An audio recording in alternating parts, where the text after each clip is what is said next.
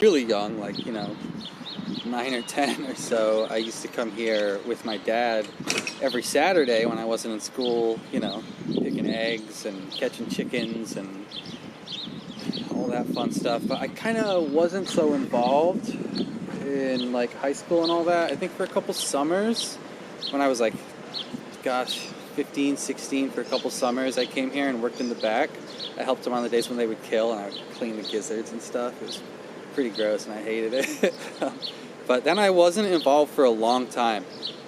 I went and, I wanted to start my own business. I wanted to be a chef. I had gone to culinary school, which in part, I think was because, I chalk a lot of me wanting to be a chef in the first place up to the respect that I had for food so much just from being here every day and from experiencing fresh food.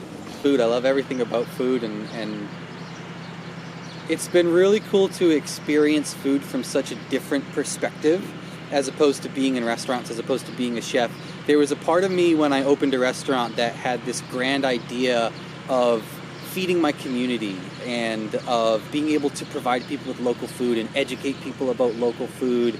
And it didn't take all that long for me to realize that given the economics of running a farm-to-table restaurant, a restaurant that's goal is to pay employees fairly and to give people good working hours and to make food that's creative and high-end and uses nothing but local ingredients, the economics of it makes it impossible for it to really be a community place.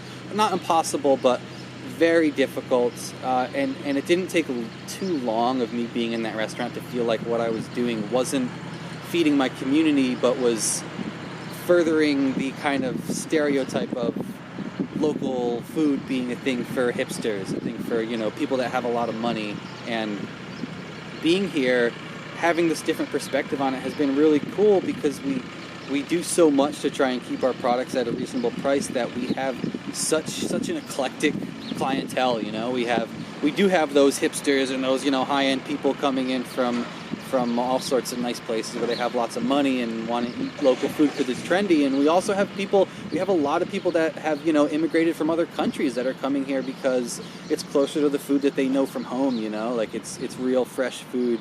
And so I guess my favorite part is just being able to to feel like I'm actually doing something that is helping to feed the community. COVID happened and it got so busy here, it really exemplified a big problem that at the end of the day, we're not growing enough food in Rhode Island to feed Rhode Island. We're not growing enough food on the East Coast to feed the East Coast. As soon as the supermarket started to run a little bit low on some things, the demand was through the roof, and all the farms in the whole region couldn't supply just Rhode Island, And, at the end of the day, if for any reason trucks stopped coming in from California and Mexico with all sorts of factory-grown food, like we won't have enough food for our own communities.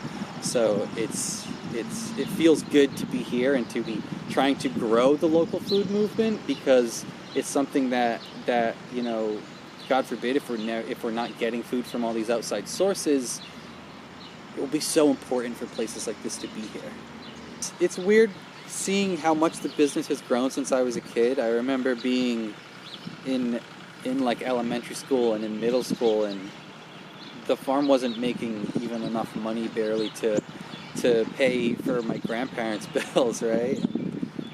And it was a small business, and it really wasn't thriving, and it was weird, right? Being the kid in middle school who's on a farm, and then all of a sudden, when I was in college and the local food movement started to kind of explode, and I was in culinary school and I was taking classes on sustainability and wellness, and all of a sudden it was like, I was the coolest kid in class because I could take kids to the farm and show them chickens. Yeah.